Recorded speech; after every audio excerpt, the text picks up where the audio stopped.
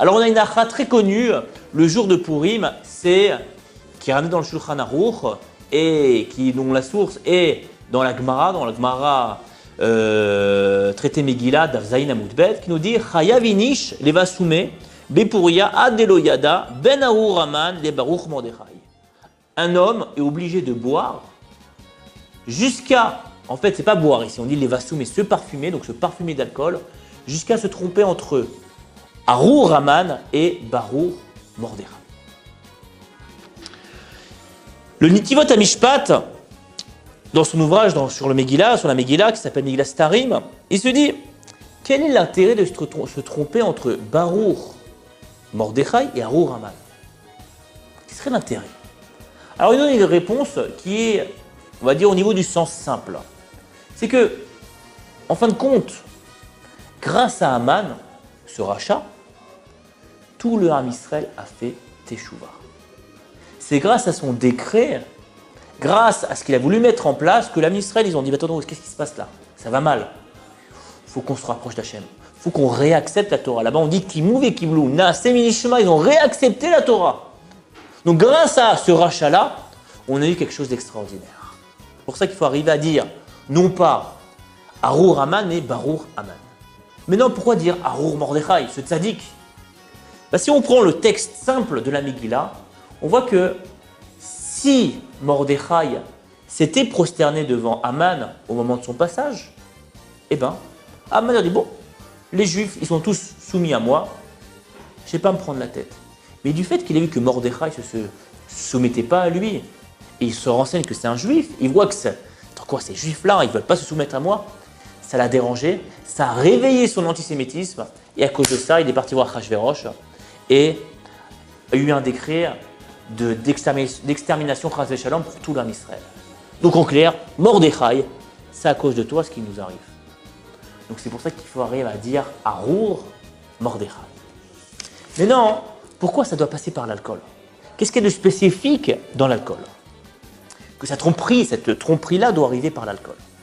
Eh bien, le Rav Nathan Zvi Warfogel, le mashgiach de l'Écoud, compare cette situation-là à un shidour. Quand une personne arrive en âge de se marier, elle se dit tiens, c'est le moment de faire des shidduchim, de faire des rencontres. Alors comment on fait? On va voir une chatranite, une personne, on lui demande qu'est-ce qu'on recherche, et elle va nous proposer une personne. Donc au début, elle nous donne le contact, on a un rendez-vous, et après on doit rendre des comptes auprès de cette chatranite. Et elle va nous dire, écoutez, regardez, moi je vois que vous allez bien ensemble et que je pense que vous avez formé un bon couple. Et vous dites, non mais je pense qu'il y a ça comme petit problème, etc. Et qu'est-ce qu'elle va essayer? C'est au maximum de vous unir, que à la fin, ça termine par un mariage. Donc en clair, la colle entre ce garçon et cette fille, ça sera la chatranite. Jusqu'au moment où, après 3, 4, 5, 6, 7 rencontres, ils arrivent le soir de la choupa, le mariage. Et là, qu'est-ce qui se passe? On va voir la chatranite, à part lui donner un petit chèque, bien entendu. On va la voir et on lui dit, écoute, ça y est maintenant, on n'a plus besoin de toi. À partir d'aujourd'hui, on peut enfin s'unir, se marier, vivre ensemble. On n'a plus besoin de toi comme intermédiaire pour être heureux, pour former enfin un couple. Ouais.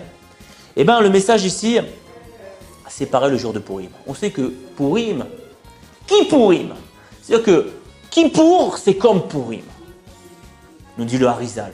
Et qu'est-ce qu'il y a de spécifique dans Kippour? C'est que on doit s'habiller en blanc, donc pour ressembler à des anges, on doit bien se comporter. On doit jeûner comme des anges, on doit faire 5 prières, on a tout un programme énorme pour essayer d'être au maximum bien devant Akadosh Baruch Hu. Et ça, c'est toute l'année en fin de compte. Toute l'année, on a des mitzvot pour essayer d'être le plus proche d'Hachem.